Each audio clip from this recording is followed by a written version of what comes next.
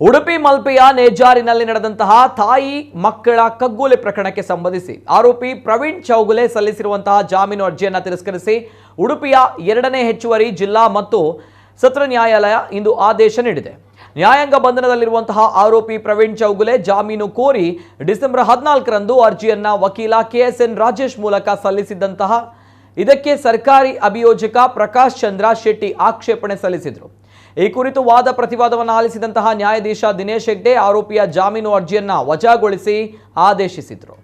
ಪ್ರಕರಣಕ್ಕೆ ಸಂಬಂಧಿಸಿ ಪೊಲೀಸರು ತನಿಖೆಯಲ್ಲಿ ಸಂಗ್ರಹಿಸಿರುವಂತಹ ಸಾಕ್ಷ್ಯಾಧಾರಗಳಿಂದ ಆರೋಪಿ ಅಪರಾಧ ಎಸಗಿರುವುದು ಮೇಲ್ನೋಟಕ್ಕೆ ಕಂಡು ಬಂದಿದೆ. ಅಲ್ಲದೆ ಈ ಪ್ರಕರಣದಲ್ಲಿ ಪ್ರತ್ಯಕ್ಷ ಸಾಕ್ಷಿಗಳು ಕೂಡ ಇದ್ದಾರೆ. ಇದೊಂದು ಮರಣದಂಡನೆ ಶಿಕ್ಷೆ ಕೊಡುವಂತಹ ಗಂಭೀರ ಹಾಗೂ ತೀವ್ರ ಸ್ವರೂಪದ ಪ್ರಕರಣ ಮತ್ತು ಪ್ರಕರಣದ ತನಿಖೆ ಇನ್ನೂ ಬಾಕಿ ಇರುವುದರಿಂದ ಜಾಮೀನು ಅರ್ಜಿಯನ್ನ ವಜಾ ಮಾಡಲಾಗಿದೆ ಎಂದು ಆದೇಶದಲ್ಲಿ ತಿಳಿಸಲಾಗಿದೆ.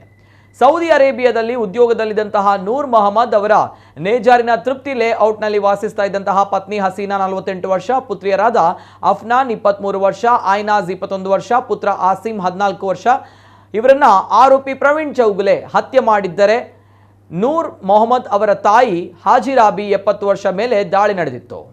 ಪ್ರವೀಣ್ ಚೌಗುಲೆಯನ್ನ ಉಡುಪಿ ಪೊಲೀಸರು ಬೆಳಗಾವಿಯಿಂದ ವಶಕ್ಕೆ ಪಡೆದು ಉಡುಪಿಗೆ ಕರೆತಂದಿದ್ರು.